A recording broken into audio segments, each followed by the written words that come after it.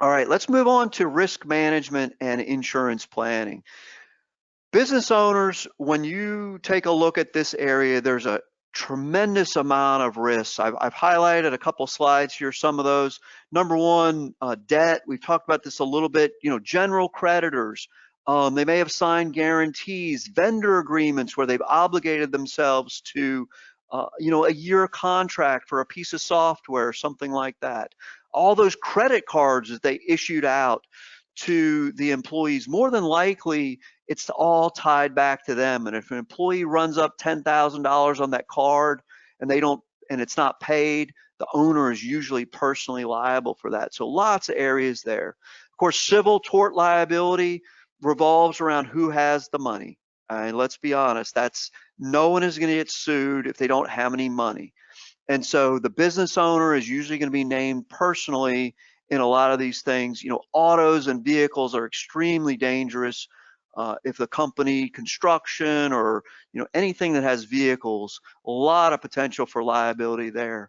I remember, in fact, when I was a teenager, I worked for a commercial landscape company, and I drove a truck, and some woman rear-ended me and turned around, and they actually sued the business owner for rear-ending one of her trucks. That she said the trailer hitch protruding from it that she ran into was unsafe. Anyway, of course, E&O, you want some professional malpractice. Make sure they're covering their professional malpractice. If they own the building, you've just compounded the number of risk exposures that they have, because not only now are they the landlord and all those liabilities that go along with being a landlord, but they're also the owner of the business that occupies it. Your business owner is usually going to be that trustee for the 401k, also a source of liability. Relationships, they may be in some partnerships. They may be co-signers, co-guarantors. They may have liability if they have partners. This is a really big one if there are multiple owners.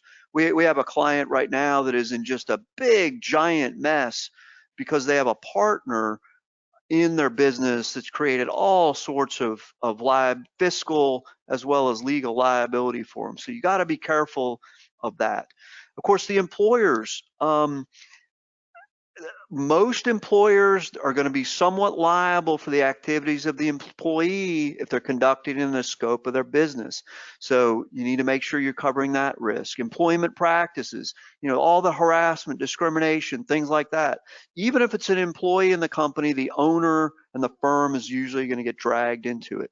Then, of course, the last one, not to minimize this, but regulatory compliance risks are huge. If you're in a regulated business like us, investment advisors, medical, those type of things, the regulatory and compliance risks are huge that could put you out of business or subject your firm to fines and judgments. And of course, tax liabilities. I've heard stories, we don't have any clients, but I hear them all the time about owners getting in trouble for not paying tax. It's usually payroll taxes or self-employment taxes. They didn't realize, oh, that $500,000 I made, I owe self-employment tax on that. Okay, let's talk about health insurance for a minute here. So business owners are entitled to what's called the self-employed health insurance deduction if they're self-employed, a partner in a partnership, or a greater than 2% S-Corp owner. They can purchase it through the company or themselves, but there's some really tricky rules, especially for the S-Corp. Once again, I'm not trying to make you an expert on this, but just recognize where they get their health insurance from if you're looking at their spending and where their money is going. They may be getting a subsidized health insurance plan. And this will show up Form 1040, Schedule 1, Line 16, which is the self-employed health insurance deduction. Look for that. I see it all the time missed on tax returns. For an S-Corp, your HRAs and the new QSERA HRA, unfortunately, S-Corp owners are not eligible, but that's another method that business owners can get some of their health insurance costs paid for. If someone has a lot of medical costs, the C Corporation is the best option for that. And we'll get into that in tax planning here in a minute. A lot of times having multiple entities is the best way to do this, and using a C Corp can be very beneficial, especially if they have a lot of medical costs. All right, disability. You all should probably be familiar with the pre-tax versus post-tax. You know, how you pay for disability impacts when you receive the benefits, whether it's taxable or tax-free. The big question here on this slide is, do they really need it?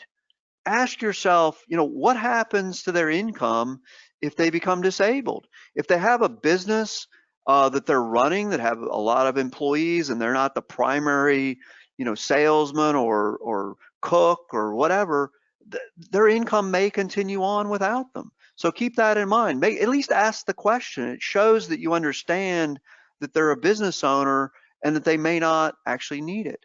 What they may need is key person insurance, disability on someone else that is the key person.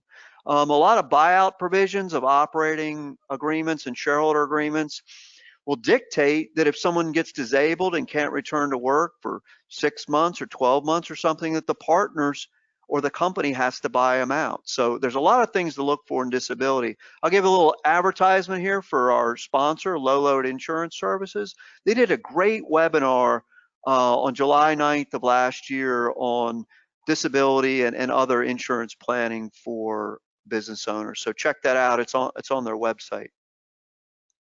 Okay, life insurance, same thing. You need to ask what actually is going to happen if the business owner dies. You know, I joke here at Blue Sky, I tell them, look, certainly if you want to, you know, take the afternoon off and come to my funeral, but show up the next day and keep doing what you're doing. You know, there's a plan in place and the company will not collapse. And I think you'll find that in a lot of arenas. So you want to look at not just the personal consideration, but what happens to the business, the impact on the partner or other shareholders. You may also want to have life insurance to fund those buy-sell agreements, where either it's another owner buying it or the entity repurchasing it.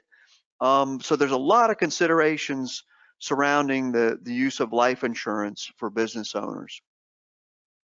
Property and casualty, another big one. All those risks that we talked about in the first couple of slides under insurance, this is where this comes in. You know, typically, a business owner will have a BOP, a business owner's policy, or some places call it a business owner package, that's going to bundle a bunch of coverages, things like liability, casualty, vehicle, business interruption, employee practices, cybersecurity. This is a huge one today. If they have sensitive data or a medical practice or something, making sure you have coverage to cover that. And of course, product or professional liability insurance. I'm amazed at the number of product manufacturers that I come across, and they don't even have product liability insurance. If their product hurts somebody, they're completely exposed.